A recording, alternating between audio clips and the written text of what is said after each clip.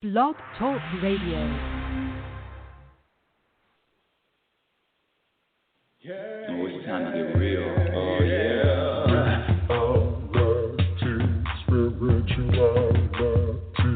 It's a new experience. Reality, spirituality. Yeah, keep your ears open for this one now. Reality, spirituality. You got a question for RLN? Reality, spirituality. Yeah, it's time to get some answers, baby. Reality, spirituality. Oh, now we get real. Reality, spirituality. Yeah, it's time to get down. Reality, spirituality. Yeah, you gonna feel good now. Real good. That's what I'm talking about. Time to get real. Welcome, everyone. Welcome to Reality Spirituality. I'm your happiness specialist, Rebecca L. Norrington. And thank you for being here. Thank you, new listeners, new followers. I get new followers every single week. Don't ask me how, all of this stuff. Who knows how everything works? But thank you for being here. Reality Spirituality, happiness specialist, Rebecca L. Norrington. What the hell? Who? What? Who is she? Yes, I am a self-proclaimed happiness specialist, and you are welcome. You know, I was thinking about my introduction because, you know, I get new people all the time. And sorry for you people that have been with me for a few years. You've heard the same things over and over again. But I've been thinking about it, and, you know, listen, this is a Christmas gift. In October, I'm up here doing the heavy lifting. What is a happiness specialist? Well, what I share with my audience is how to experience more happiness on this journey we call life. And happiness, there is a formula to it. And it is a practice skill like anything else, like being an athlete, like being a speaker, a doctor, a musician, a gardener, a chef. It is a horseman. It is a practice skill. And so what I do on this show, on Reality Spirituality, is just teach you, share with you what to practice. Share with you what to practice. And all it is, it's very simple concepts. There are behaviors common behaviors that we were programmed that subtract from your happiness. Common everyday behaviors. Behaviors like having expectations, blaming other people for how you're feeling, living in the past, living in the future, having a judgment, having a preference, complaining, getting embarrassed, taking anything personally, worrying. I mean, that's just a small snippet of the behaviors that subtract from happiness. And so the secret is, when I say happiness is a practice skill, so the more you commit to the practice, and it is a daily practice, you know, you get out of anything what you put into it. It is a daily practice, the better the results. So the question that you have to ask yourself is, are you ready to prioritize happiness over everything else? And your answer will determine how much happiness you're going to experience on the journey. It's very simple. The first part of the practice is eliminating behaviors that subtract from happiness. I mean, it can't get any simpler than that, audience. Eliminating behaviors that subtract from happiness. And then the second part of the equation is practicing behaviors that are guaranteed to add to your happiness. And let me define happiness for you, especially for my new listeners. Happiness is, my definition of happiness is to be able to be at peace regardless of what happens and regardless of what doesn't happen. The ability to be at peace, the ability to be rooted in peace. In other words, that's your foundation. Your foundation is peace. And happiness, peace, contentment, satisfaction, all of that is the same vibration. It is the same energy, if you ask me. Now, if you ask someone else, they might have a different answer. But when I say happiness, I'm talking about walking around this planet, strutting around this planet, navigating through this planet and being at peace. Shoulders down, lots of exhales. You know, one of the things, shot out of a cannon today, one of the things that really bothers this happiness specialist is, well, bothers for a minute. And let me share with you, one of the things that I practice is, if there is something that bothers me or pushes my buttons or really annoys me or I find myself judging, because all of those things, I mean, you can't be annoyed and happy at the same time. You can't be irritated and happy at the same time. So one of the things that I found is one of my practices is to be able to rejoice quickly and recover quickly. That means that whatever vibration you're in, celebrating, and you just remember, hey, it doesn't last. And neither does the storm. So all storms come to an end. But one of the things, because yesterday, and I've shared this on my show, just because I'm a happiness specialist doesn't mean that I don't get involved in this world from time to time. And what happens is when I'm feeling irritated or angry, I like to describe it as a volcano erupting. Now, the volcano erupts when it's time to erupt. I get angry, or I get, the label of anger, angry, irritated, bothered, annoyed, when it's time. But attaching a story to the emotion, attaching a story to the vibration is the first problem, because now we're believing in the stories. Oh, this is why I'm angry. Oh, this is why I'm irritated. It's because A, B, or C did this to me, or scratch that did this to me, because nothing is personal. That's another thing. Taking anything personally subtracts from your happiness. And this is an impersonal universe. Impersonal universe. So back to the example. If I can remember it. The volcano erupting. So yesterday, and it's funny because, listen, there's something to this moon, this full moon, and I can feel myself getting. Somebody says hi to me. Shut the hell up. It's not that. It's not that bad. I was exaggerating with that, but I can feel myself. Just like a volcano beginning to feel, okay, it's time to hibernate, it's time to get away from people, it's time to isolate, it's time to go in the house and just veg out.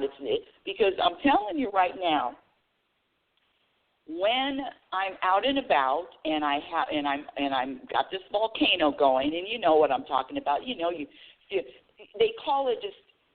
Let's see, what do the humans call it? They call it. Having a bad day, I'm mad, I'm mad, I've been angry all day, that kind of thing. You know what I'm talking about. The stories behind that feeling, is not the truth of why you're feeling that way. It's just time for the volcano to erupt. And when you practice letting go of the stories, because the stories keep you in this cycle, this circle of and the stories compound on each other, and the stories have legs, and now you've got the stories, and of course you're justified for all the stories. It's true. The stories are true, right? So one of the practices is getting rid of the stories. So yesterday I had one of those volcano days, and 12 o'clock, my day was over. I said, nope, and it started.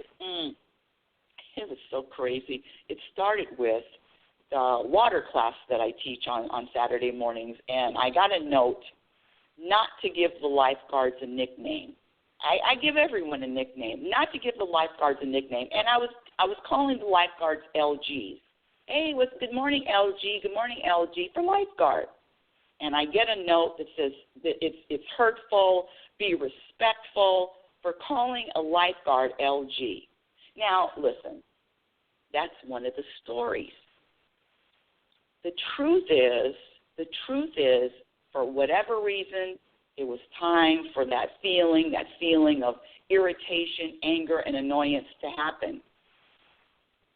I don't even know why I told you that story, but I just thought it was really funny that is the world getting to a place where the words and the offenses, the imaginary offense, and I'm here to tell you that there is not one word or one activity that anyone can do to offend you, and you think that it's them, but I'm telling you, you were programmed to be offended.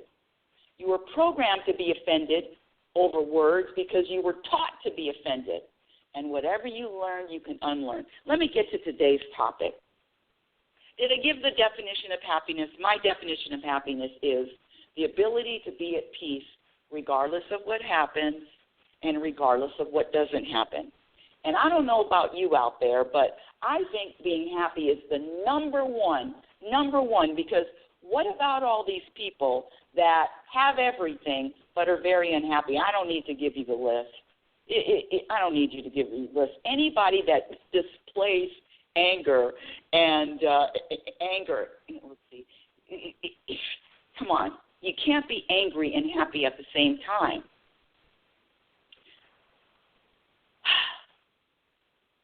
And I'm talking about this herd anger, this anger of being, following the herd. Okay, let me get to today's topic. When I say happiness is number one, I've cited this on the show before, but I get new listeners every week. And one of the 5 most common regrets of the dying, this was a study done by a hospice nurse, was that she studied her patients who were dying within 2 weeks to 2 months to 3 months. Is one of their biggest regrets was not being happy. I think it's up there. I think it's number one. That's just me. And back to me being a happiness specialist. When I say I'm doing all the work, it is a day in, day out, every moment, conscious, being aware, being self-aware, monitoring self. Am I judging? Am I not judging? Because all judgments subtract from happiness. What is my vibe? Oh, my vibe is this. And it's always being in tune with self-consciousness, always being self-aware. We weren't taught to be self-aware. We were taught to react, as opposed to respond. But let me get to today's topic because, this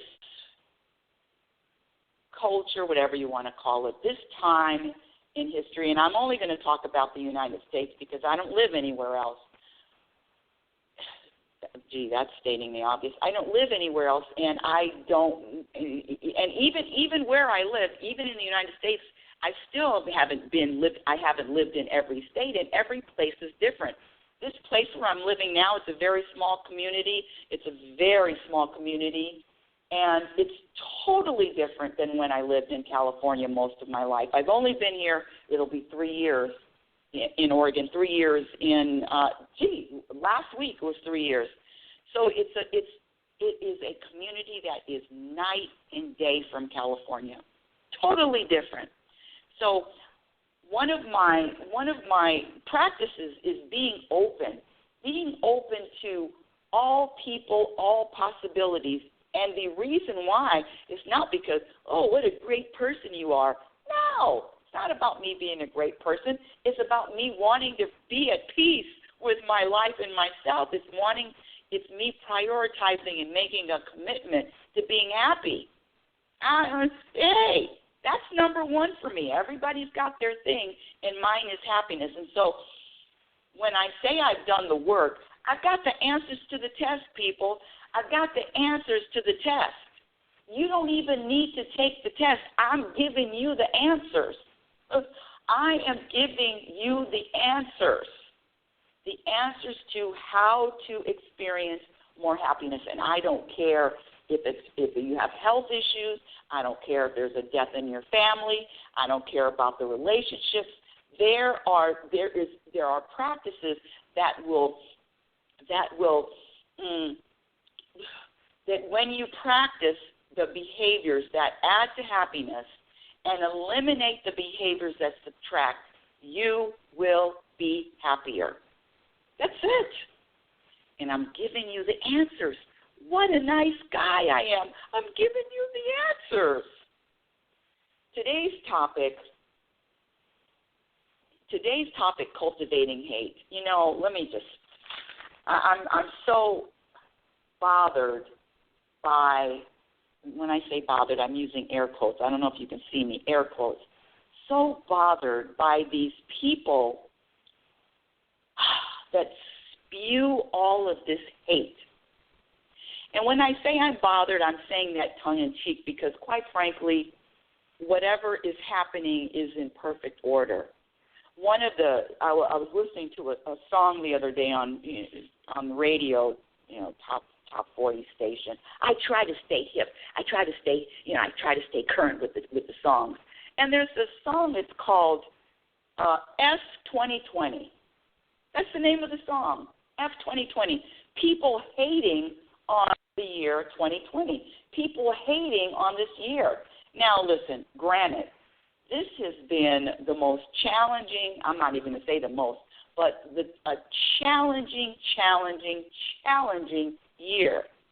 From the beginning of the year to the death of Kobe Bryant, and I'm saying that because that was a global and especially a Los Angeles.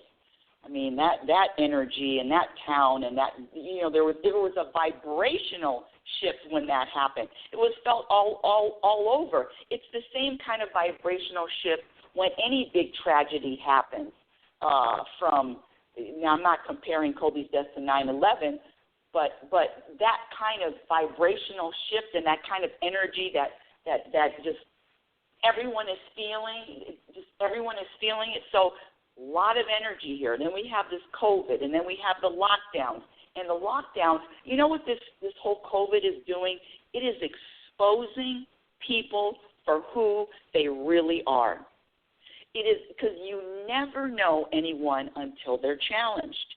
You never know anyone until they're sick. And when I say sick, I really mean physically sick. Whether it's a cold or whether it's COVID or whatever it is, you never know a person until they're challenged. I'm just letting you know that. So when you meet someone and you have a nice dinner and you're talking and you're laughing, he, key, you don't know who they are until they're challenged. So this COVID has exposed so many people and who they really are, and what they are, and what is their foundation? Or what are they based in? What is their foundation rooted in? Fear, uncertainty. I'm just going to keep it with fear. Fear. There's just so much fear that's been exposed. Who knew there were so many people that were so afraid? I had no clue. But now we get to top it off, with the fear ingredient. Now throw in hate. And let's see, I don't remember what day. I think it was Friday. Listen, this is not a political show. This show is not about politics. But this show is about how to experience more happiness. And I'm here to tell you that when President Trump went, to the hospital because he had COVID, and I heard, because I can't listen to the news. It's too hateful, and I heard that there were people on Twitter wanting him to die. And listen, he didn't have to go to the hospital to have people wanting him dead. That's not it. But to be able to spew all of that hate, and it's not even about him, it's about anyone, from an athlete, and I had to check myself too, because there are some people in the sports world. If you know, I'm I'm a big football and basketball fan. Well, not basketball anymore. Losing the football thing too. You know, people evolve. Definitely not a basketball fan anymore. What was my point? Oh, wait, what was my point? Oh, so this divide. Oh, when I say I had to check myself, I had to check myself because there are some basketball players that I'm not too fond of. However, this is the point. Not too fond of and not too fond of their platform, let's say that. And this is the point. The point is, whoever you describe, wherever you're pointing your finger and you make a description and you give a description, and of course it's all negative description and all disparaging and they're horrible people. I heard somebody in Costco the other day talk about one of the candidates for office, and they said he's a coward. And you know what I said to myself? I was just over it. I'm walking through the aisles and I heard a couple people debating, going back and forth. He's a coward. And you know what I thought to myself? This person that called someone a coward, he's a coward. However you describe someone else, that is who you are. Whoever you hate, it is really self-hatred. There's a very famous story. It's a very famous story in the Bible, and this is not a religious show, but the Bible has a lot of very good lessons, excellent lessons. And one of my favorites is when Moses was trying to get the hell out of Dodge, and he said, "Let my people go," and let my people go. And Pharaoh didn't want to let him go, and I think the first he told them you can make bricks without straw. I'm going by the Ten Commandments, the movie. I'm not by the Bible. I just remember the movie. But I know it happened in the Bible. I don't remember the order. And then he ordered locusts on the Israelites, and then he ordered, I don't remember all of the plagues that he ordered. And then the last plague was, the last thing that Pharaoh ordered was that all the Jews, all the Israelites, their firstborn was going to be killed. That was his proclamation. He said he was really pissed off. He was trying to control. I mean, let's go. Aren't we? There's nothing new under the sun. Pharaoh was really pissed off. He was trying to control his slaves, and he by doing being mean and being mean. That's what an understatement. Being cruel. And so his last decree was the first child is going to be killed. And then Moses said, "Oh, big mistake, buddy. Now you did it, because whatever came out of your mouth is what's going to happen to you and your people." How's that for a New Age way to tell that story? Whatever came out of your mouth, Mr. Pharaoh, is what's going to happen to you. And as the Bible tells the story, that the firstborn of the Egyptians, not the Romans, of the Egyptians, their firstborn was killed by the Holy Spirit. Killed. My point is, whatever you wish and whatever hatred you have for someone else, I just want you to know, I'm letting you know, it is going to be boomeranging. You're putting a boomerang out in the universe, and it is going to come back and whatever you're wishing on someone else is going to be activated on self. You think I'm running around here come on. my mother died, and she gifted the house to the handyman. And yeah, there was maybe a month, 2 months. I hated him, hated the attorney. But you know what? That can't stick. It can't last, because if I did continue that hatred, if I did continue that emotion, I'm making myself sick. Hatred is just like the coronavirus. It spreads like wildfire, and you will fall to it. You will fall to it. The universe is very, very clear. There is a cause and an effect. Why do I talk about happiness? It's not because, I just want to feel good. No. It's about whatever you're putting out there is going to boomerang on you. That is a fact.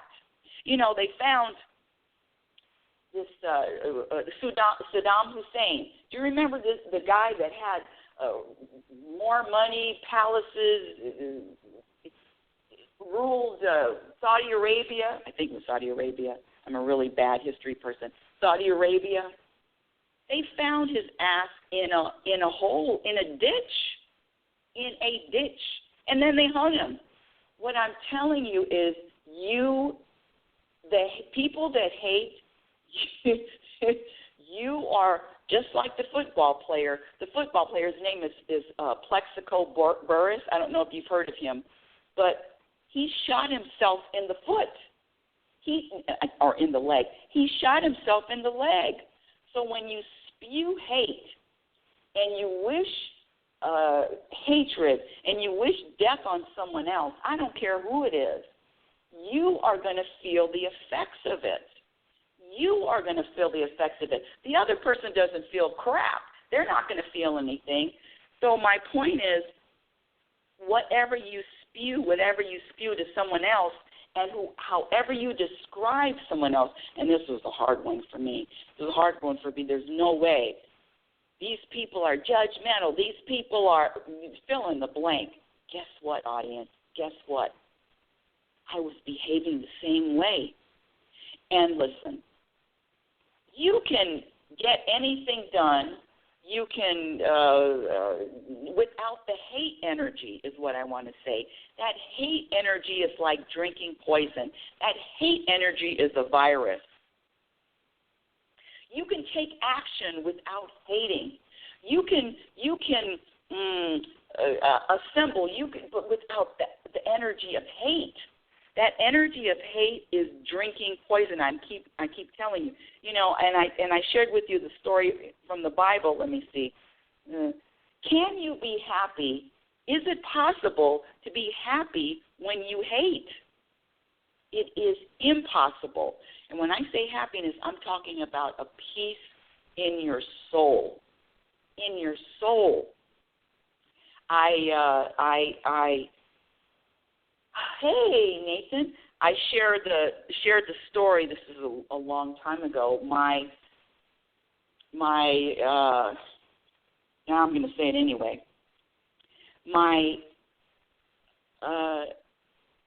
father-in-law died a few years ago, and the sister of my ex-husband did not want me to come to the service. I mean, can you imagine how much hate that is? Can you imagine? And then spew to the children. So what I'm saying is, I don't have to do anything. I could sit and have dinner and have lunch with her tomorrow. But can you imagine hating so much? Can you imagine hating so much?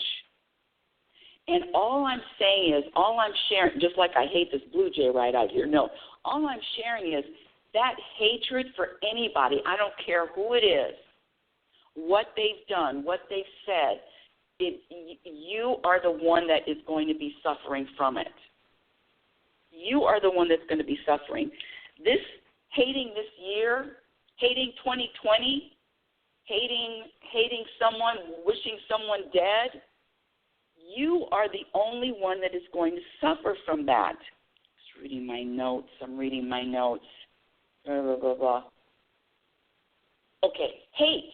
Back to hate. Okay, I was just reading this. Hate, again, is a virus. So when I'm talking about hate and cultivating hate, I'm asking you a question. I'm asking you, my dear audience, is there someone, a group, and it doesn't even have to be a person. It could be a group, the opposite political group of who you are. See, even a group,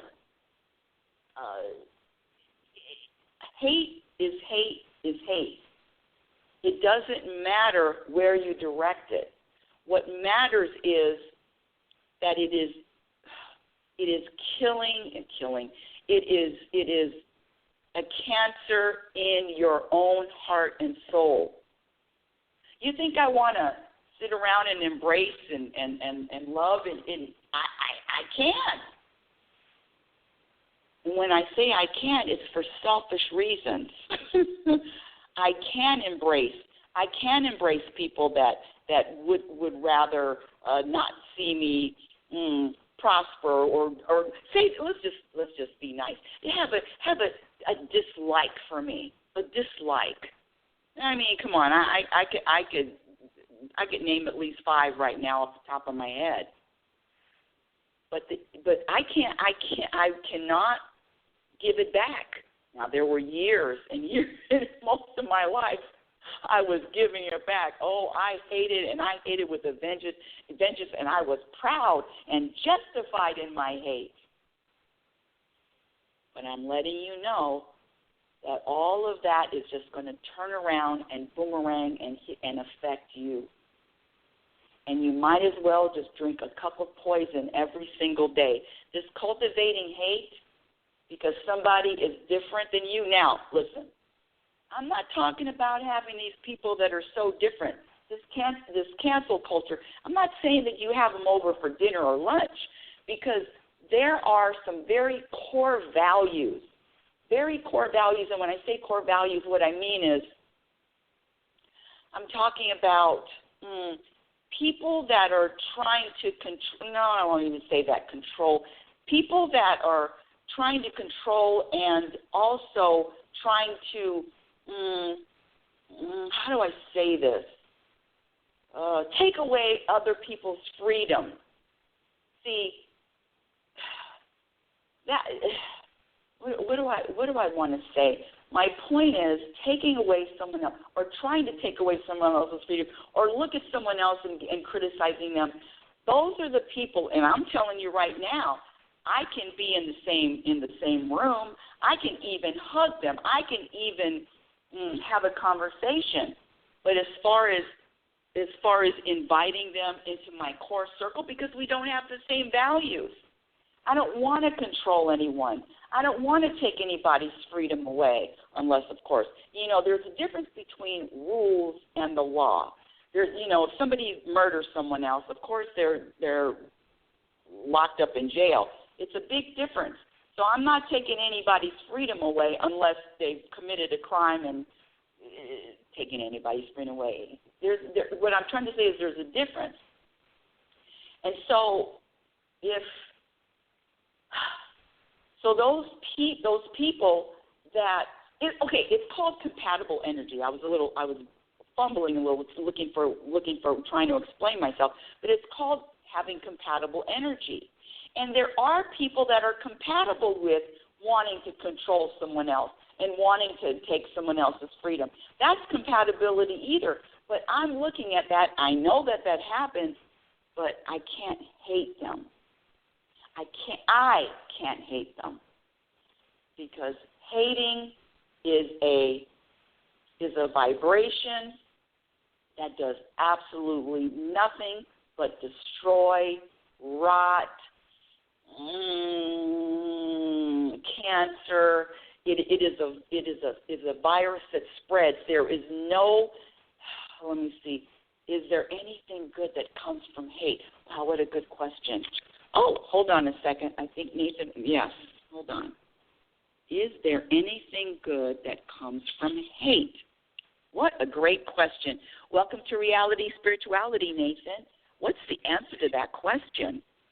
Yeah, thank you for having me. I think that's a good question, too. I'm thinking, Is there anything good that can come from hate? The only thing I'm thinking of for me is that I know about it. If it's happening in me, I will say all the way from hate to dislike. But if any of that's going on for me, it does point to something about myself that I can adjust to bring in more peace. I mean, it's almost like a roadblock sign or a U-turn sign. And just like the rules of the road, we have the speed bumps, we have the U-turn, we have the stop sign. Sometimes I need a U-turn sign.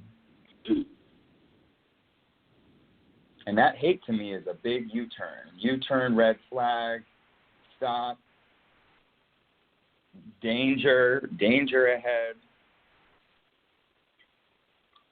You don't remember this one. This was before you were born, but it's a very famous line. Danger, danger, danger, Will Robinson. Danger, danger, danger, Will Robinson. It was from one of my favorite television shows, Lost in Space. That was before you were even born. I remember. No, I do know that line, though. But I haven't seen the show. I think I saw the new movie that they did. Is that right? Oh. So I have a question.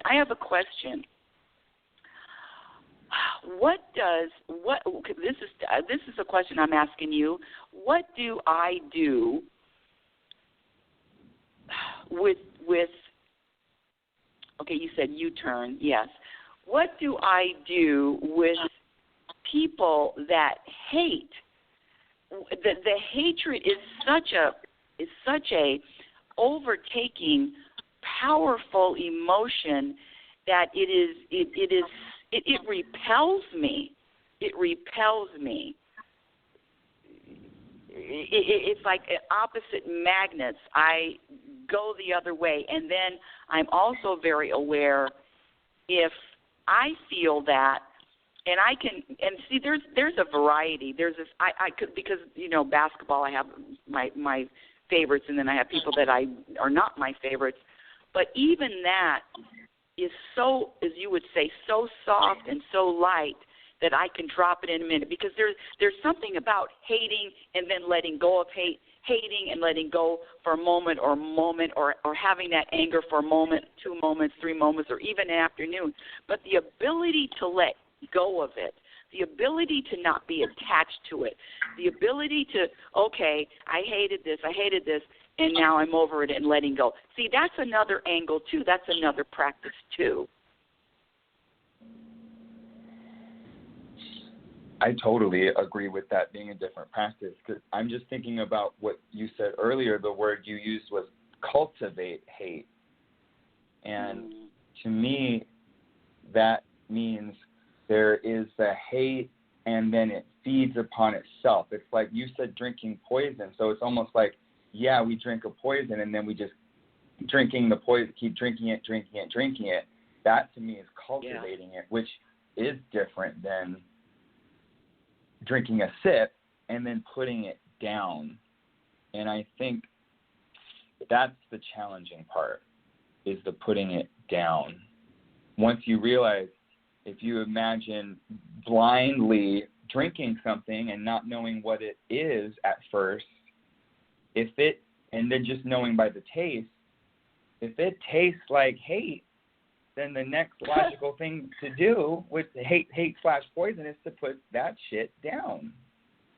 Mm-hmm. So do we know what that is? Do we even know what that tastes like? I really don't know.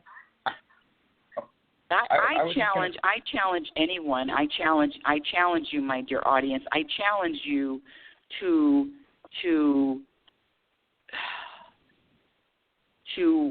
find hate tasting good. I challenge you to find that there is anything good about tasting hate. And then I go back to that. It's one of the examples that I've used, and I want to go back to what you said, because you're right. This cultivating hate. Now it's a snowball. Now this is cultivating hate. And what are you doing with that? It is such a destructive, I'm using words and labels, it's such a dark place to be and live and cultivate it. And there's no way you can feel light, you can feel peace, you can feel contentment when you're cultivating hate. It is impossible. I think it's impossible. It's impossible. But back to the example, there was and I've said this example before, but there's so many new people and new followers that it's you can look it up on YouTube. It's a less than a 2-minute video. Nathan, you know what I'm talking about, the Green River Killer? Do you remember that story? I do, and yeah. So the Green River Killer, this guy that murdered 70 to 80 women, prostitutes, and then he's getting sentenced, and all of his victims and his victims, not his victims, but his victims' family, all they could do was spew hate to him, and I want you to burn in hell. You can go on YouTube and just say Green River Killer crying, and it's 2 minutes. It's a really short clip, and they're damning him for life. I hope you suffer, burn in hell, on and on and on. And then this one gentleman got up there, and his daughter was killed. He killed his daughter. He murdered his daughter, and he said that I can't wish any hate on you. I'm paraphrasing. He says, I forgive you. And it was then that man, the man that murdered all these women, broke down crying, broke down. This cold-hearted killer murdered women in I know this is a happiness show, and he broke down. So my point is that there is no power, there is no peace in hate. None can be found. Yeah, I think that's. Oh, go ahead. No, go ahead. I think that's really clear. That, if someone is hating, you're talking about drinking poison. It's really they're doing it to themselves, and to be upset with them for doing that. Or I think it's this isn't rocket science that if you're hating, you're not feeling good, and it's like and for him to kill people or rape people, he probably didn't feel good doing it, or I'm sure that didn't bring a whole lot of peace. So it's like your question of what do I do if other people are hating, if you use the analogy of them drinking poison, you see people poisoning themselves, is there that I think it's having a lot of understanding of what's happening, and that's not really, I don't want to say that's not really them, but it's like the lowest. I would say, I would argue that no one wants to be feeling that. That's sick. It's like they're almost sick if they're drinking poison. So how would somebody? What do you do when you have a sick person in front of you? Right, and it's not almost sick. I'm going to say sick, but now we're getting into a little bit. Yeah, we're getting into the truth, and what you said was, what do you do with that? And so it's not even an understanding. For me, it's an acceptance of, okay, so in this world, I'm going to have people that hate. This isn't the first time. 2020 isn't the first time we've had people hating and wishing dead on other people. So it really comes back to the practice of accepting it all. And all I'm doing on this show is to share with anyone who wants to share that if you hate, you're not going to be at peace. And that's really quick and easy and the truth. So I see it, and my practice is to accept it, but I definitely know that there is no peace there. And it even, checking myself with the, I can't stand this basketball player, and I have all my list of reasons. And if I hold on to that, I do not feel good. It is not a good, easy, peaceful place to be. It's just not a good, peaceful place to be. Yeah, I agree with that. And I'm just feeling a little reactive around the part, if I'm not doing well, I don't want anyone to tell me I'm not doing well and that's bad for me, how I'm acting or how I'm doing. That doesn't feel like acceptance to me. That feels like someone telling me I shouldn't be upset at someone or I shouldn't be mad at them. I know that. For me, I know that already. I know something is going on with me that I don't like. So it feels like, thanks. I know. I know me being mad is not good and is not good for me. So help me. How you helping me, or you just pointing it out to me?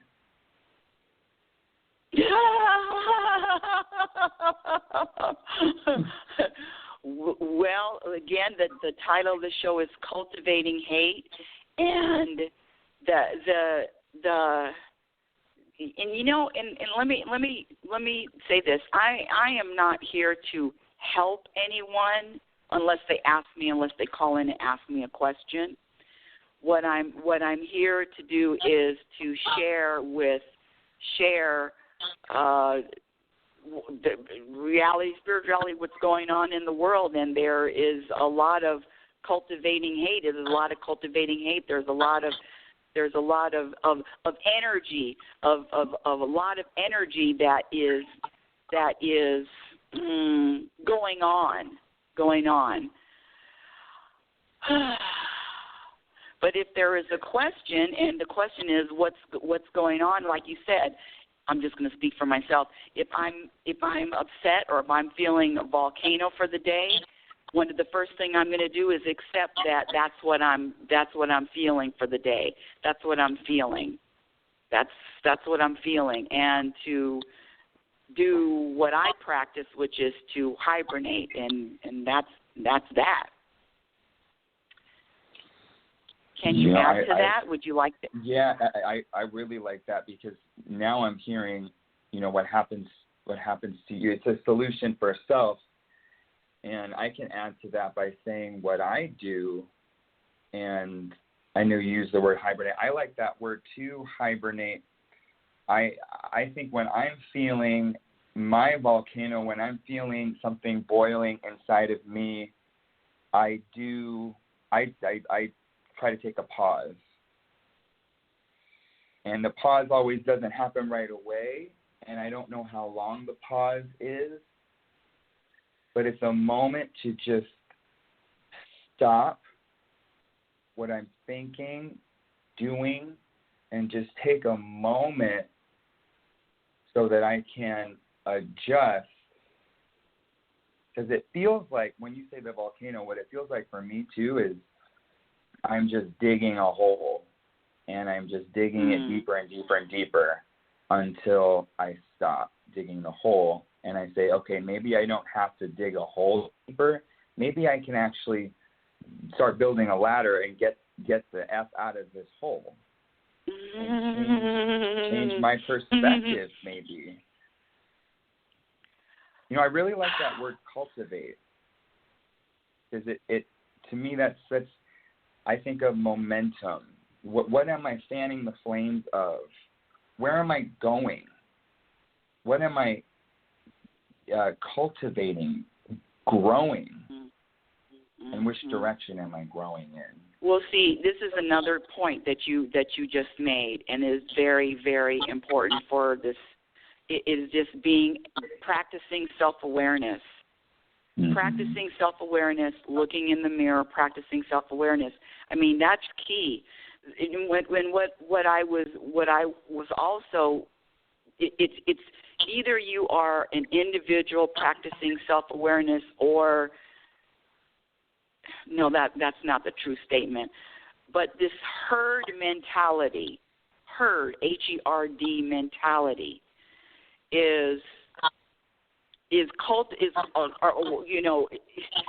all it is just be aware, and make decisions for yourself. Make decisions for self. one person, one vibration of peace shifts the vibration of this planet.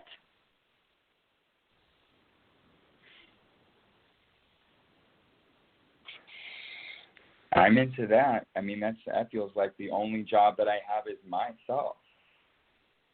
Exactly. I'm doing that my job and I do, and I definitely. Yeah. Go ahead. I was just gonna. No, go ahead. I was just going to agree with the self-awareness because I really am all I have as far as what I know and what I feel, and that's the closest thing to truth for me. And I have it to work with all the time. And that awareness moment to moment, the more I practice it, the more it comes, and the more I'm able to notice even what's going on with myself.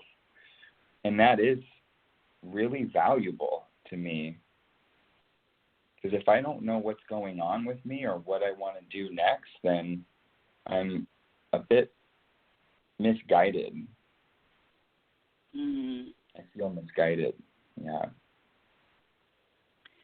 Okay, so now you brought up the other point, which I love, which is besides the self-awareness. And I've talked to the last couple of weeks. I talked to two people, and they asked me a question, and I said, well, this is what I observe, and they this being programmed to respond because A, B, or C, or D, or E, F, G happens. Sometimes this awareness, because I was not taught to be self-aware, I was taught to follow a program, and so the message, what I like sharing today, and what you shared today, is to be aware. See, there's a lot of non-awareness, and whether it's non-awareness is going to happen, it is going to happen, it's not going to happen.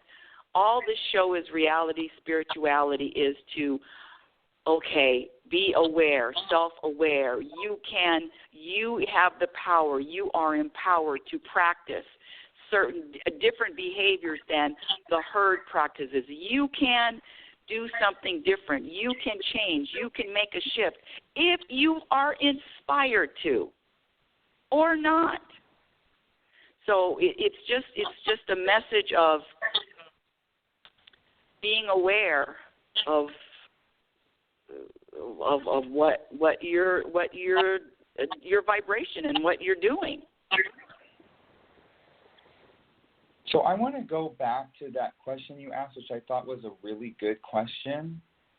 And I'd like to know, what was the question? You asked, when someone else is spewing hate, what do you do? And I'm curious what you do. Ooh, that's such a good question. And it depends on every situation, because am I trapped in a room with them? Is it something in passing? Is it something when I'm driving and somebody flips somebody else off? I mean, there's so many people that get angry when they're driving. What kind of setting am I in? So it depends on whatever setting I'm in. But if I'm telling you, if it's a one-on-one,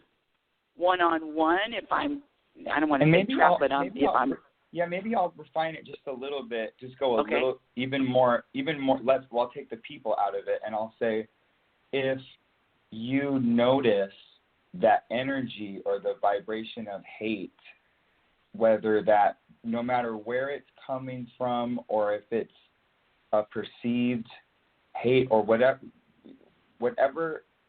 it comes from, and whatever the story is or the situation, that energy is present. Mm-hmm. Then what?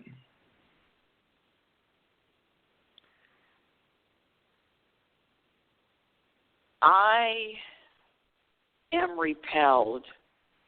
My spirit is repelled, and I don't mean repulsed. I'm not repulsed, but I repel. I go in the opposite direction. It's a natural being in the opposite direction. It's for me. Let's see, how do I say that? Yeah, it's a natural. It's not compatible, and so, and again, but again, it's really too general. It's a general question. Okay, what do I say to someone face to face?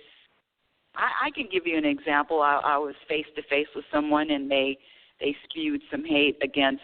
I'm not even going to say which candidate, but they spewed hate, and it doesn't even matter which candidate. And I was listening to them, and they went on with their hate and their reasonings for it. And I said, well, okay, well, thank you, and have a good day. So if I'm able to leave, I leave, because it's. Yeah, now if I'm stuck in a cell with somebody, that'll be a different question. But see, the general questions, and for me, something specific, I just know that I'm not going to be around people that hate for too long if I have something to say about it. I'm not going to be around people that are not open and people that cultivate hate if I have something to say about it. I don't care. I don't care if it's my identical twin. I'll find a way to get to. Yeah, that's what I'm going to do. And I'm not going. I got to get away. I got to get away. No, it's not even about running away. It's about walking in the opposite direction after I say my adieu. Right. It sounds like just not cultivating it on your side. That's what it sounds like to me. Yeah, and you're not gonna find anybody in my circle that cultivates hate. My circle of 2 people. My circle of 5 people. You're not going to find anybody in my circle that cultivates hate. You're not going to find anybody in my circle that criticizes. Anyway, yeah, no.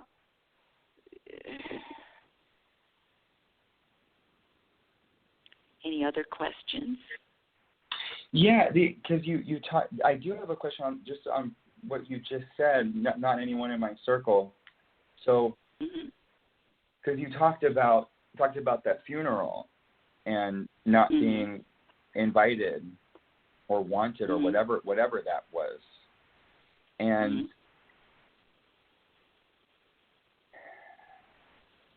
we talked about this cancel culture, or the way I view that is, I mean, it's such a big topic, but just not dealing with somebody or choosing not to, or for values or whatever that is. And my question is, you said they're not in your circle. Is that because why is that? Is it because you hate them and that's why they're not in your circle, or they're just not in your circle because that's what you... No, not at all. I could sit down with your relative tomorrow and have breakfast and pay for it. Easy. I guess my point is, we don't know if that was hate on you, or any reason why people choose to not be with them or not, or have them in their circle or not. It might be because of hate. It might be because of who knows what.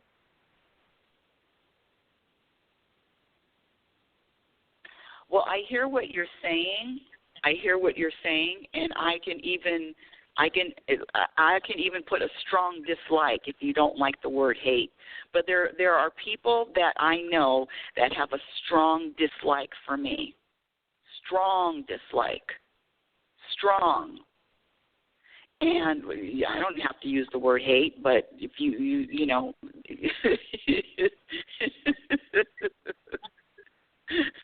if something happened to me, they're seeing it. It's like the president now.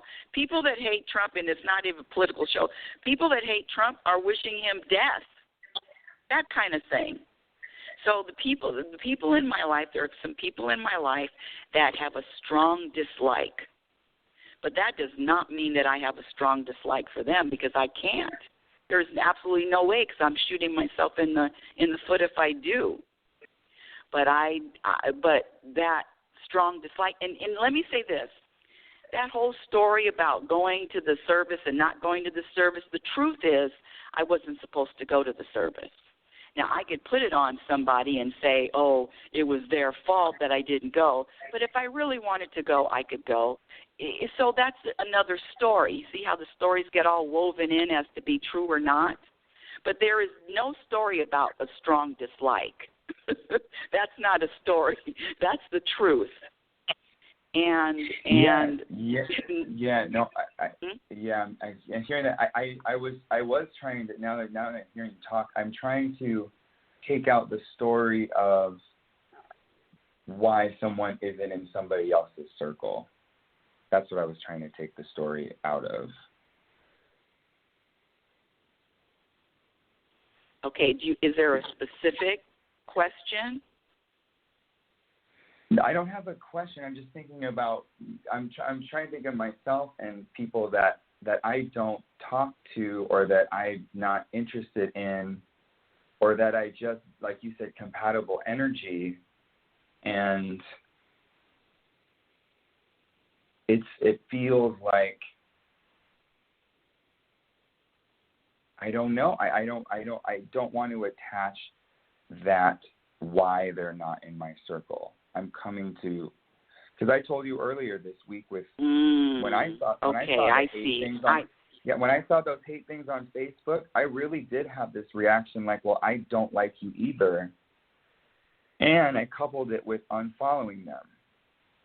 And now that I'm listening to you, I feel like I can still unfollow them, but I don't want to dislike them.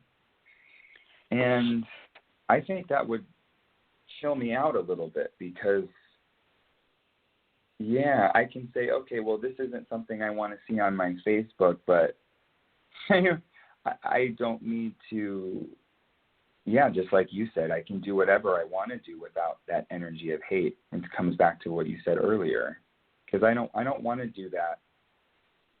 Unfollow with Nathan. disgust. Nathan, now I'm getting chills, because you just capsulized everything that I was just saying. Everything, the whole thing about cultivating hate, and that reaction to, as opposed to responding, and there is compatible energy versus non-compatible energy. That's just really simple. You're either magnets that attract or you're magnets that repel.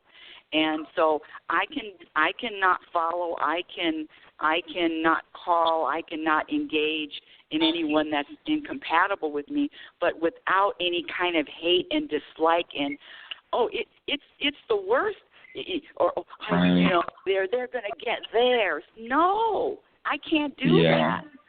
I can very gently and I like your word, softly unfollow it's just time to unfollow without the story, but it can be done in a very peaceful, calm. It's in other words, the emotion attached to it, the disdain and the hate and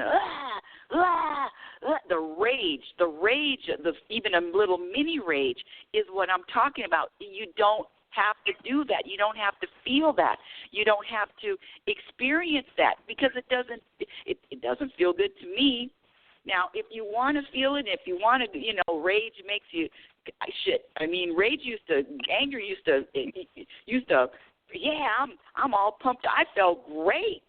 I felt great being angry at somebody, and then I get to tell them off too. No, but what I'm saying, it doesn't feel good anymore, and I can still. Hello, goodbye. In fact, the most peaceful way to disengage with anyone is just to disappear. Oh, where are they? I don't know where they are. And then you pop in, and then you're just a nice, smooth, clean disappearing act.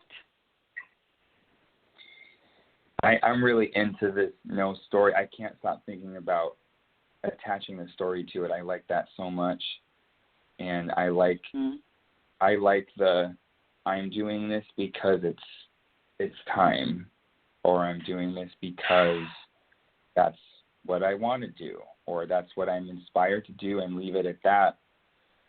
Can I confess a rage story really quick that I haven't told you yet? Please. This is for you and any and all listeners, but this is my confession of a rage story. I'm actually very proud of it. So I was in one of my irritable moods, and I was walking outside in the streets of New York, and I went to go take out the recyclables. Oh, you're a recycler? Oh, I'm a big recyclabler. Big one. So I'm doing my thing, and I see a cardboard box at the front of the aisle, the trash and recycle alley that we go to put our trash. I see the box in the front. Well, they have the recycles for cardboard in the back of the alley. It's about 25 feet back to where the box is. And I'm noticing not only is the box in the front, but it's on the floor blocking the aisle. So I really had a reaction to that. And I'll tell you my thoughts. And one of my thoughts was, wow, how lazy. This person just dropped their box in the front when they know they should walk it 25 feet back. I had that thought. Then I had the thought of, this isn't supposed to be here. They're not following the rules. And I did tell you I was a little irritable earlier. Did I mention that part? I don't remember that. You irritable? Come on. Well, I may have been irritable. Leap year? Yeah, it happens. Leap years I heard are happening more frequently. I don't know if you heard that scientific fact. But yes, I happened to be irritable that day. And then so I decided that the best way to let out my rage was to kick the box. So I kicked the box, and that felt really good. And then I picked up the box to where it landed, and I slammed it against another box. And I did that about 5 or 6 times. And I was a little out of breath after it was done. I felt somewhat satisfied, and no one was around that I know of. No one got hurt that I was aware of.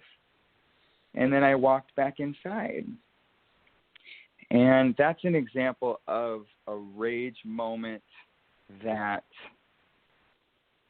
I feel like didn't harm anything or anybody. Maybe it did, but there was something in me that felt like, how can I express this?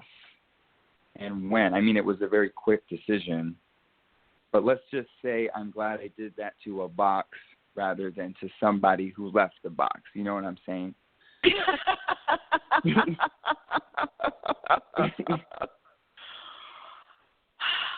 I mean, can we put a lid on the volcano? What are we trying to do here? Well, which brings me to another point that we've discussed before, and let me tell you this: we're all so different. We're all so different, and there are people like I know you were talking about chopping a piece of wood or kicking a box, and when you were younger, you were martial art, always exerting your energy, and there's some people that I'm going to say you're physically, because you talk about your body and you can feel your body. I think, and I don't know if I'm right, your body needs to release energy. Yes, I like that. It feels right. And I mean, and in a way that it's not like a balloon, and you release a little bit of air.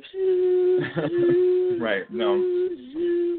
Maybe sometime. Your body is a boulder that bam. So, and that's another thing about being self-aware.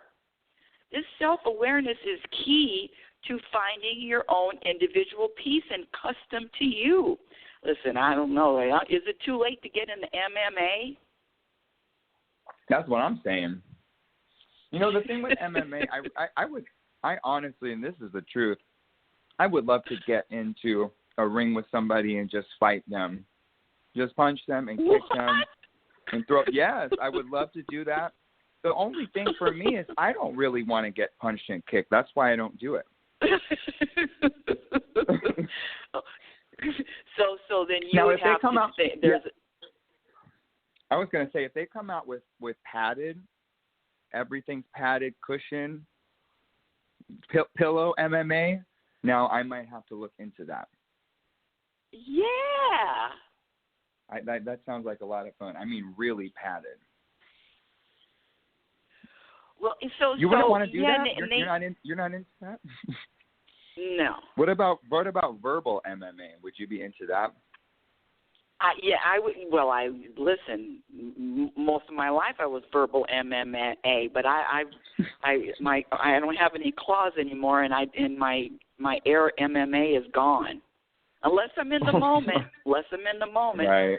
You know. Yeah. Don't fall asleep on me. I mean, I don't.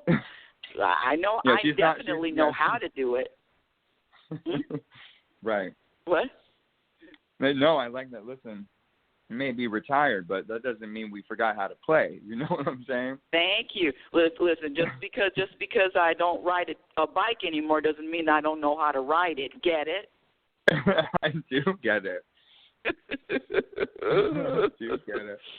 Mhm. Well, this has been such a pleasure. I love having you on Reality Spirituality. Yes. And so to sum everything up, can you sum everything up? What your takeaways? Okay, so maybe I'll do bullets, and you can expand. Yes, so one of my bullets is self-awareness. The other one is this word cultivate. And what are some of the other things? Awareness, cultivate, and what am I cultivating? And there was another point about my contribution to the world is myself and what I do with that. Okay, I'm going to do my bullets. My bullets are acceptance, and my other bullet is we're all so different. We're all different. And this is a custom journey, custom fit journey. Let's see, what else was I going to say? Oh, and the judging and knowing that whatever I look at and see in someone else and hate in someone else, I really own it myself. That's why I can't. Don't think I wouldn't want to hate on. Don't think I wouldn't want, but it's just so self-destructive. I just can't. I mean, I'd rather eat fried chicken like I did yesterday and chips. Now that's another story, but yeah, it's a really interesting. It's an interesting, and what I would like my listeners to take away is that whatever energy you are vibrating is the energy that you are contributing to this planet. I'm not saying it's good. I'm not saying it's bad, but just know that. That's what your contribution is. I've said that before. I like that a lot. Man, well, and thank you again for being on Reality Spirituality. Oh, this is a long show. I'm going to do our closing. Yes. No, thank you for calling in. I love it when you call in, Nathan. Okay, so Reality Spirituality is heard every Sunday at 9 a.m. Pacific Standard Time. This has been such a great show. I love when Nathan calls in. Of course, my website is not ready, but that's okay. No problem there. Follow me on Twitter at RL Norrington and LinkedIn. My Instagram handle is Reality Spirituality. I have a couple of videos on YouTube. And my first book, Reality Spirituality, The Truth About Happiness, can be purchased on Amazon. And my second book, Program for Unhappiness, is being written and should be out one of these days. And until next week, my dear audience, I want you to remember who the hell you are. You are a physical extension of the universe. You're always evolving. You're always changing. You're always growing. Love is patient and love is kind. Be patient and be kind to yourself.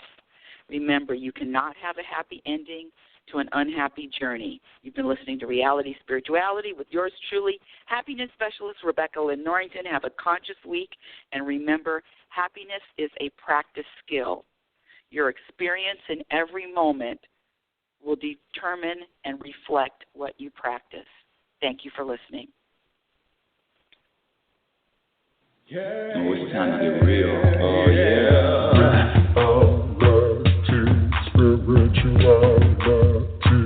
It's the new experience. Reality Spirituality. Yeah, keep your ears open for this one, man. Reality Spirituality. You got a question for RLN? Reality Spirituality. Yeah, it's time to get some answers, baby. Reality Spirituality. Oh, now we get real. Getting real. Reality Spirituality. Yeah, it's time to get down. Reality Spirituality. Yeah, you gonna feel good now.